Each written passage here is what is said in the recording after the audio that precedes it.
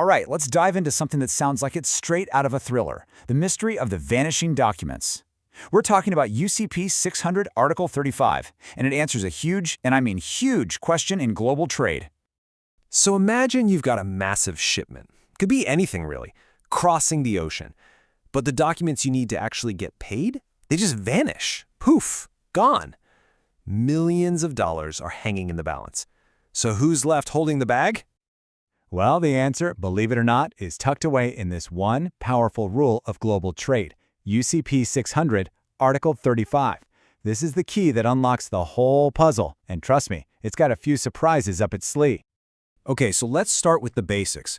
The first part of this rule is what I call the bank's liability shield, and it's pretty much what it sounds like. It's the bank's first line of defense. So what is this shield really? At its core, it's a disclaimer. It's basically the bank saying, hey, look, we'll process the docs, we'll send them where they need to go, but we are not the mailman. We're not responsible for what the courier does. It's their way of drawing a line in the sand and limiting their risk. And what's really wild is how specific this gets. We're talking delays, we're talking loss, even mutilation, like the documents get totally mangled. The bank says, not our problem. It basically covers any error that happens during transmission.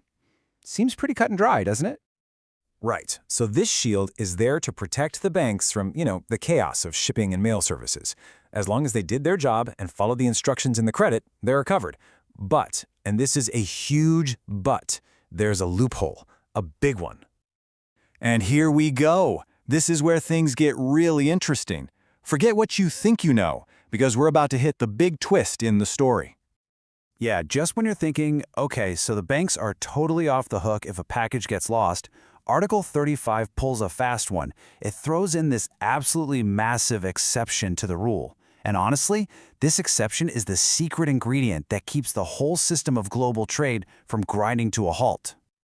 Okay, you gotta follow the steps here, because the order is everything. Step 1, the seller's bank looks at the paperwork and says, yep, this is perfect. It's a complying presentation. Step 2, they forward those perfect documents on. Step 3, disaster strikes. The documents get lost. Now, here's the bombshell. The buyer's bank, they still have to pay. No documents in hand, but the payment must be made. So you see the paradox here, right? It's kind of mind-bending. The general rule says banks aren't liable for lost docs.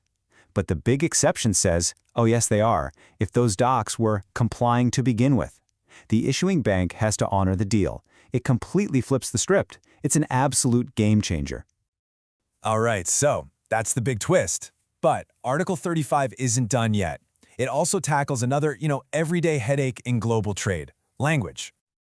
I mean, think about it. You've got transactions happening across dozens of countries, dozens of languages. It's so easy for something to get, well, lost in translation. The people who wrote these rules, they thought of that. So they built in another disclaimer. Basically, banks are not on the hook for any errors in translation, or if some super technical term gets misinterpreted. They can even just pass the credit terms along exactly as they receive them without translating a single word. So what does that mean? It means the responsibility to understand what's being said falls squarely on the people doing the trade. Okay, so we've got the shield, the crazy twist, and the bit about translation. But why? What's the point of all this? Why is the rule written this way?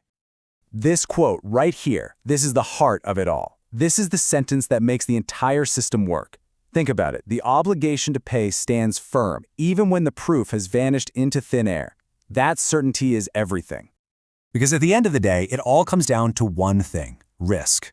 Global trade is full of it, and what Article 35 does so brilliantly is it takes one very specific risk, the risk of that courier package getting lost, and it decides exactly who has to bear it. It's like a game of hot potato, and the rule says who's left holding it. The relay race analogy is perfect, actually. The seller's bank gets the documents, checks them, yep, they're good, and sends them off. Boom, the baton of risk has been passed. Now it's the buyer's bank, the issuing bank, that's running the final lap. The risk is theirs now, no matter what happens on the track.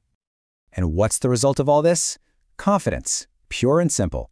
The seller's bank can pay the seller immediately without waiting because they know they have a rock-solid guarantee that they'll get their money back from the other bank, period. Even if the docs disappear. That confidence is the oil that keeps the massive engine of global trade running smoothly. So that brings us to one last big question. Article 35 was born in a world of paper, of couriers and physical mail.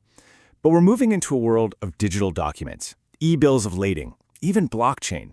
So how does a rule like this adapt? What does lost in transit even mean when a document is just a string of data? That's the puzzle the world of trade is trying to solve right now.